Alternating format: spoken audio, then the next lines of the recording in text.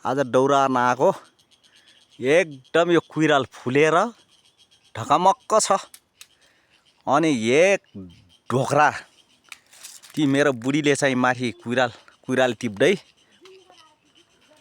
र यी मेरो बुढी मेरो साक्कै बुढी साक्कै बुढीले माथि टिप्दै छ। कस्तो मजाले फुलेको छ यार। हामीले इट्टी टिप्यौँ यो ह्यारीमाको त्यहीमा टिपेको। म भर्खर टिपेर झर्या हो। मैले टिप्या यो हो एक ढोक्रा मैले टिप्या हो नि कुइराल फुल। आहाहा यसको चाहिँ अचार पनि मजाले फ्राई गरेर सब्जी पनि दामी हुन्छ। यो हाँगामा टिप्या हो। अझ टन्नै छ यार। हित्तीमा टिपेको मात्र एक ढोक्रा। अर्को बुढीले त्यहाँ झोलामा टिप्दै गरेको अवस्था। यहाँ योमा त झन् जानै परेन यार। यसमा पनि लगभग एक ढोक्राभन्दा बढी छ यसमा यो हाँगामा। तर चाहिँ यसमा चाहिँ गइएन। अब यसमा गइएन।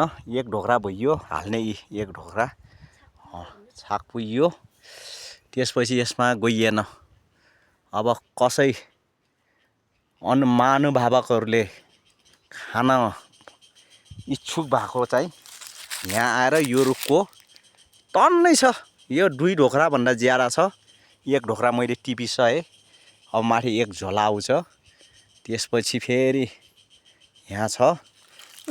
उता पनि छ टिटो पनि हो पारि सेतो देखिने टोनी कुइरालो त्यहाँ टन्न छ। यो पुरै पखेराभरि। अब 2-4 दिनमा यो फुल सब सकिन्छ।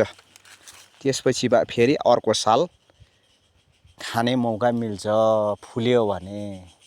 यसलाई भन्छन् कोइरालो पनि भन्छन् कतैतिर। हामीले चाहिँ कुइराल भन्छौँ। कोइरालो पनि भन्ने रहेछन्। गजब मिठो हुन्छ गजब मिठो। यसलाई चाहिँ गरेर टक्क पानीमा उमालेर घाममा सुकाएर राख्ने हो भने यो पछि सुकुटी जस्तो के टक्क फ्राई गरेर खानाको लागि पनि एकदम बेस्ट हुन्छ। यो पुरा फुल हो है साथी। यो फुल हो। यो पात होइन। यो पुरा फुल हो। ती मेरो बुढीले त्यहाँ टिप्दै म चाहिँ अलि डर छेरुवा भएको कारणले गर्दाखेरि अलि म छिटो झरिसकेँ। किन भन्दाखेरि म रुखमा जाने अलि डर लाग्छ। र बुढीले फेरि एकदम हल्लाइ टिपेको कारणले गर्दाखेरि मैले टुरुक्कै हुलुलुलु छुलुलु भएर म चाहिँ झरेको अवस्था हो। नत्र भने म एक्लै भासी यो मैले टिप्थेँ